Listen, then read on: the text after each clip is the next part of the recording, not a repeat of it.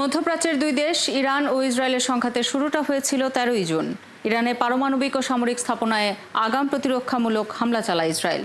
এরপরই শুরু হয় পাল্টাপাল্টি হামলা। এর জের ধরে ট্রাম্প হুঁশিয়ারি দিয়েছিলেন মধ্যপ্রাচ্যে বড় ধরনের যুদ্ধ বেঁধে যেতে পারে। 12 দিনের এই পাল্টা হামলায় বেশ ক্ষয়ক্ষতি হয়েছে দুপক্ষেরই। ইরানও হারিয়েছে বেশ কয়েকজন পরমাণু বিজ্ঞানী এবং শীর্ষ কয়েকজন সামরিক কর্মকর্তাকে। দেশটিতে সব মিলিয়ে নিহতের সংখ্যা ছাড়িয়েছে 500।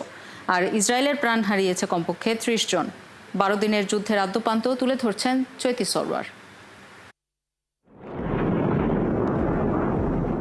13 জুন ভোররাত অতর্কিত হামলায় কেঁপে ওঠে ইরানের রাজধানী তেহরান। এই হামলায় নিহত হন ইরানের সশস্ত্র বাহিনী প্রধান মেজর জেনারেল মোহাম্মদ বাঘেরি। আবাসিক ভবন থেকে শুরু করে ইরানের পারমাণবিক ও সামরিক স্থাপনায় চালানো হামলায় নিহত হন রেভলিউশনারি গার্ড প্রধান হুসাইন সালামি সহ 20 জন সিনিয়র কমান্ডার। সানবিট সব দিবে সামাল।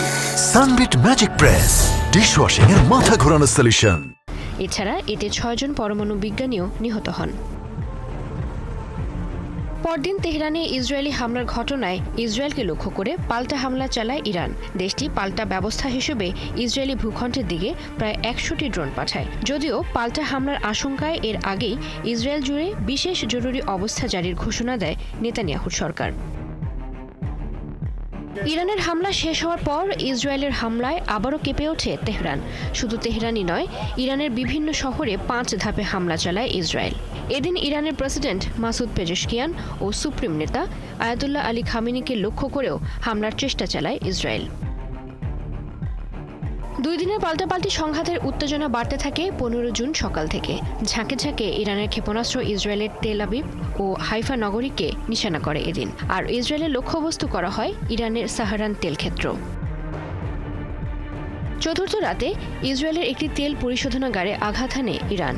মধ্য ইসরায়েলের পেতাহ টিকভা শহরের পাশাপাশি হামলায় Tel Aviv, Haifa, Ben Gurion বিমানবন্দর ও নেভাটিম বিমানঘাঁটি লক্ষ্যবস্তুতে পরিণত হয়। অন্যদিকে কেঁপে ওঠে ইরানের কোম শহরের 30 কিলোমিটার উত্তর পূর্বাঞ্চলে অবস্থিত ফোর্দো পরমাণু কেন্দ্র।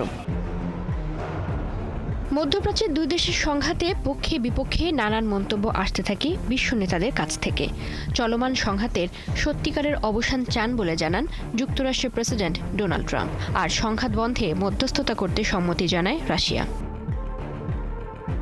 সংঘাতের ষষ্ঠ দিনে থেমে নেই ইসরায়েল ও ইরানের মধ্যে পাল্টাপাল্টি হামলা। তেল আবিব লক্ষ্য করে হাইপারসনিক ফাত্তা-1 মিসাইল ছড়ে ইরান। বসে নেই ইসরায়েলও। ইরানের 2টি সেন্ট্রিফিউজ উৎপাদন কেন্দ্রে হামলা চালায় ইসরায়েল। যুদ্ধ অবস্থা নিয়ে এদিন জরুরি বৈঠক হয় জাতিসংঘ নিরাপত্তা পরিষদে। ইরান যুদ্ধে ওয়াশিংটন জড়াবে কিনা সে বিষয়ে ট্রাম্প আগামী 2 সপ্তাহের মধ্যে সিদ্ধান্ত নেবে বলে এদিন ঘোষণা আসে হোয়াইট হাউসের পক্ষ থেকে। নবম দিনে এসে নিজেদের পরমাণু প্রকল্প রক্ষা ও ইসরায়েলের সাথে চলমান সংঘাত ঠেকাতে ফ্রান্স, জার্মানি, ব্রিটেন এবং ইউরোপীয় ইউনিয়নের সাথে বৈঠকে বসেন ইরানের পররাষ্ট্রমন্ত্রী সৈয়দ আব্বাস আরাকচি। দশম দিনে মধ্যপ্রাচ্যের হামলায় জড়িয়ে পড়ে যুক্তরাষ্ট্র। ইরানের ফোর্দো, নাতাঞ্জ ও ইস্পাহান এই 3টি পরমাণু স্থাপনা লক্ষ্য করে বিমান হামলা চালায় যুক্তরাষ্ট্র। 11তম দিনে ইসরায়েলের সবচেয়ে লম্বা সময় ধরে হামলা চালায় ইরান। ইসরায়েলের সাফাদ, তেল আবিব, আশকেলন, আশদোদ এবং বেইসান এই 5টি জায়গায় রকেট হামলা চালানো হয়। এবং 12তম দিন মধ্যরাতে কাতার এবং ইরাকের মার্কিন সামরিক ঘাঁটি লক্ষ্য করে হামলা চালায় তেহরান।